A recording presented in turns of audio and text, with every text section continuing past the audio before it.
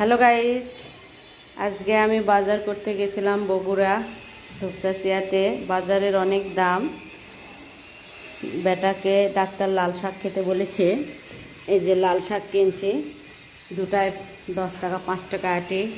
ছেলে বড়ই শখ ক্যাপসিকাম খাবে, কখনো ক্যাপসিকাম কিনি না, জীবনে ফার্স্ট ক্যাপসিকাম কিনলাম।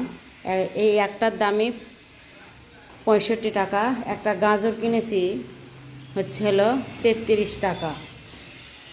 এটা দিয়ে ছেলে নুডলস খাবে।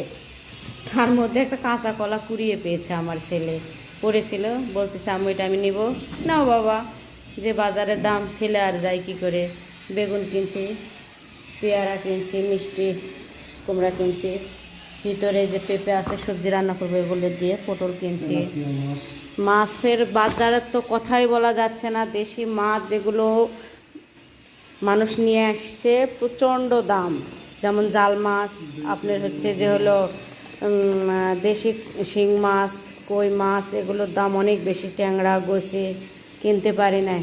লাস্টে ভয়ে কী করছি, এই যে পুঁটি কিনছি একটু, সেটাও মনে করেন যে 60 টাকা পোয়া, 80 টাকা পোয়া।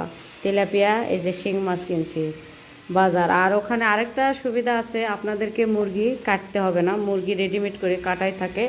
আপনি যতটুকু প্রয়োজন, হাফ কেজি হলে হাফ কেজি পাবেন, 1 কেজি প্রয়োজন হলে 1 কেজি, এভাবে বিক্রি করতেছে। তো বিষয়টা আমার ভালোই লাগছে। তারপরে যে 2টা মুরগি কিনছি, ছেলে আমার মুরগি খেতে খুব পছন্দ করে, বিশেষ করে গরুর মাংসটা খেতে চায় না। মাছ খায়, মাছ ওর যেটা পছন্দ, যেমন শিং মাছ খাবে, ট্যাংরা মাছ খাবে, পাবদা খাবে, তবে বড় রুই, কাতলা, সিলভার এগুলো আমার ছেলে পছন্দ করে না, খায় না। তো যাই হোক, সব মিলে আমার এই আজকের বাজার আপনাদের সঙ্গে একটু শেয়ার করলাম। তো কেমন হয়েছে কমেন্টের মাধ্যমে জানাবেন। সবাই ভালো থাকবেন। আল্লাহ হাফেজ।